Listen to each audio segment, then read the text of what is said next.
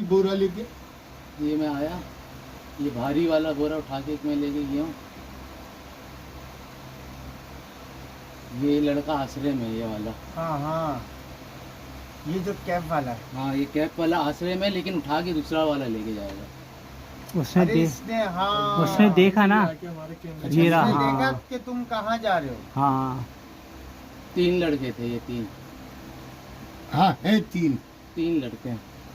वो आया एक सामने से। इसकी ये तस्वीर इसको रोक के थोड़ा सा जूम तो करें, तो फ्रंट पे सामने आए तो ये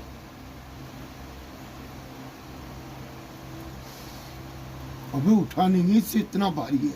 और ये फिर यहाँ से अपना सामने भागा गया है। बिल्कुल। सामने, ये सामने नूर मार्केट से ही भागा है।